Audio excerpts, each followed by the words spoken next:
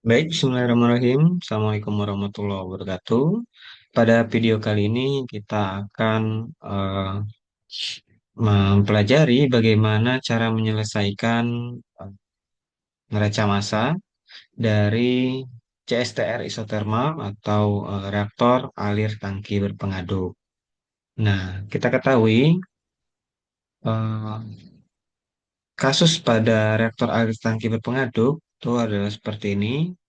Diberikan reaksi fase cair ya, berarti satu fase homogen, fasenya cair.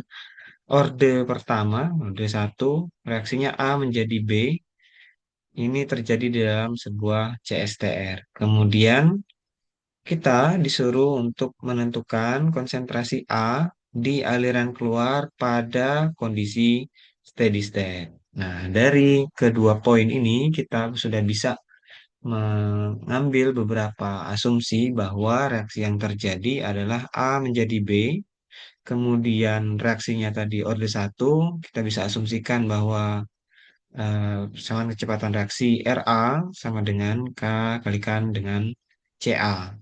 Kemudian asumsi yang lain, steady state, artinya tidak ada perubahan konsentrasi, tidak ada perubahan mol A terhadap waktu, kemudian kita juga bisa asumsikan pengadukannya sempurna, konsentrasi A ya di dalam reaktor itu sama dengan yang keluar.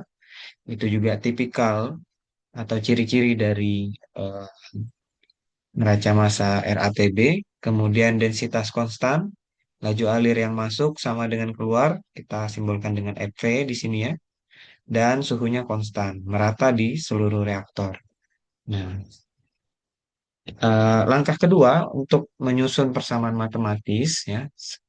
Yang pertama tadi kita sudah lakukan yaitu menentukan tujuan ya. Jadi kita ingin menentukan konsentrasi A pada aliran keluar. Nah, bagaimana caranya?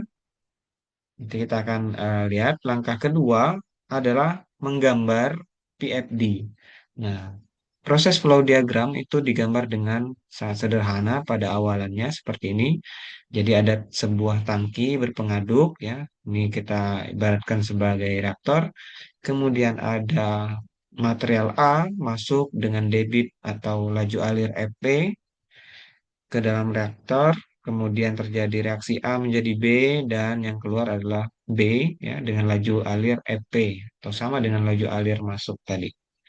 Kemudian eh, kita perbaiki lagi PFD-nya, kita lengkapi misalnya dengan simbol-simbol yang lebih representatif, bahwa kita ketahui bahwa yang masuk itu adalah mol flow rate. Nah, jika yang masuk adalah mol flow rate, otomatis eh, FV atau laju alir volumetrik yang memiliki satuan liter per sekon itu harus dikalikan dengan CA.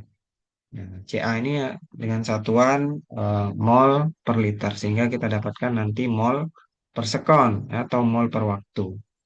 Jadi kita bisa menyebut aliran ini dengan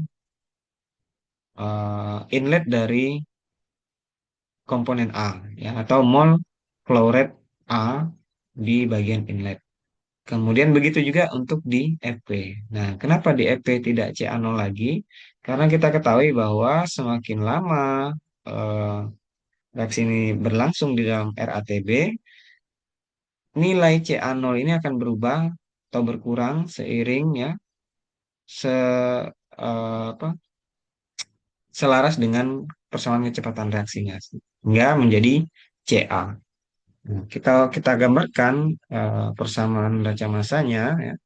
Kita gambarkan terlebih dahulu PFD-nya yang tadi. Neraca massa totalnya adalah inlet ya dikurangi outlet plus generasi dikurangi konsumsi sama dengan akumulasi. Nah, di mana kita ketahui bahwa pada kasus ini tidak ada generasi atau eh, produksi ya, tidak ada pembentukan A, komponen A selama proses. Yang ada adalah konsumsi A untuk dijadikan produk. Nah, kita lihat dari gambar ini tadi ada inlet, kemudian ada outlet ya.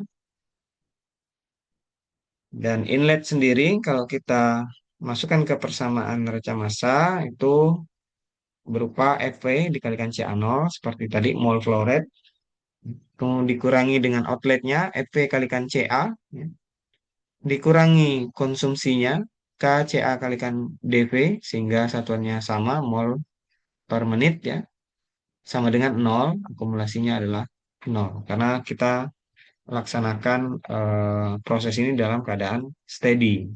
Nah, kemudian kalau kita lihat satuannya semuanya mol per menit karena kita menyusun raca mol A. Sedangkan generasi itu tadi kita coret karena memang tidak ada proses pembentukan komponen A selama proses di RATB.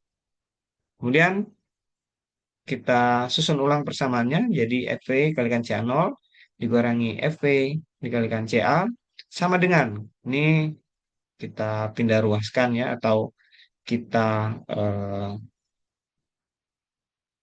tambah dengan KCADV ya, dan kita ketahui bahwa tidak ada perubahan volume sehingga DV ini kita bisa langsung ubah dia menjadi V ya, hingga persamaannya menjadi seperti ini FVCA0 min FVCA sama dengan KCAV. Nah, kemudian bisa kita susun ulang ya, FVCA0 min CA sama dengan KCAV. Ini merupakan persamaan non-linear yang menghubungkan antara CA ya dengan konstanta yang lain seperti laju alir volumetrik ya FV, kemudian dengan konsentrasi A awal dan volume larutan. Atau kita buat persamaan ini menjadi Fx sama dengan nol dengan memindahkan atau mengurangkan kedua sisi ini dengan KCAV. FVCA0 min CA minus KCAV sama dengan nol. Persamaan ini sudah bisa kita selesaikan menggunakan MATLAB ya. Jika kita ketahui nilai masing-masing K ya, konstanta kecepatan reaksi, kemudian volume dan FV serta CA0-nya. Ini menggunakan root finding method atau menggunakan F0 atau Fsop di MATLAB. Nah, itu tadi salah satu contoh untuk kasus di CSTR isotermal. Saya harap dapat berguna. Terima kasih. Assalamualaikum warahmatullahi wabarakatuh.